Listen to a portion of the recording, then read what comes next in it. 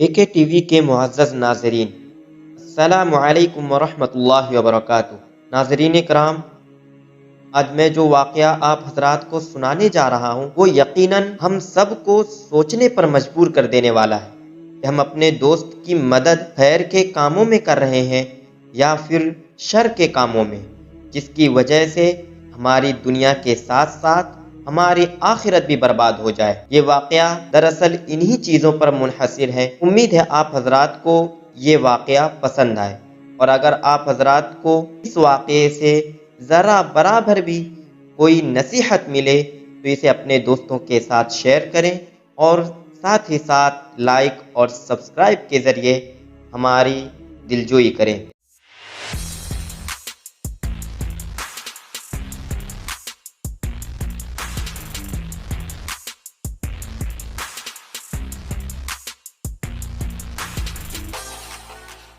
تو بیان کیا جاتا ہے کہ ایک نوجوان کو ایک لڑکی سے محبت ہو گئی۔ اس نے اپنے دوست سے کہا، یار اپنی مسجد کے جو امام صاحب ہے نا، مجھے اس کی بیوی سے محبت ہو گئی ہے، کیا تو میری مدد کرے گا؟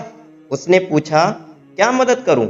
اس نے کہا، امام صاحب نماز پڑھ کر جلدی گھر چلے جاتے ہیں، میں چاہتا ہوں کہ تو ان سے کوئی مسئلہ پوچھ کر انہیں اتنا الجھا دے کہ مجھے ان کی بیوی سے ملاقات کا اچھا خاصا وقت مل جائے۔ اس نے کہا، ٹھیک ہے میرے دوست، میں ایسا ہی کروں گا۔ وہ مسجد میں کبھی نہیں گیا تھا، دوست کے لیے جانے لگا۔ وہ روزانہ امام صاحب کو روکتا رہا۔ وہ بیچارے بھولے بھالے امام صاحب رکتے رہے اور کئی دن اس کے مسائل کے تفصیلی جواب دیتے رہے۔ مہینوں گزر گئے۔ ایک دن اس کے ضمیر نے اس کو جھنجھوڑا کہ وہ مسجد کے امام صاحب کے ساتھ کتنا غلط کر رہا ہے۔ ندامت میں ڈوبے ہوئے لہجے میں اس نے امام صاحب سے کہا، حضرت مجھے معاف کر دیجئے۔ کیوں بھائی، کیا ہو گیا؟ دراصل مجھے مسئلہ نہیں پوچھنا ہوتا تھا، بلکہ میں اپنے دوست کی مدد کرتا تھا۔ وہ اور آپ کی بیوی ایک دوسرے سے محبت کرتے ہیں، آپ جلدی گھر چلے جاتے تھے، اس لیے اسے موقع نہیں ملتا تھا کہ اس سے ملے۔ اس کی مدد کے لیے میں آپ کو روکے رکھتا تھا۔ امام صاحب مسکرانے لگے۔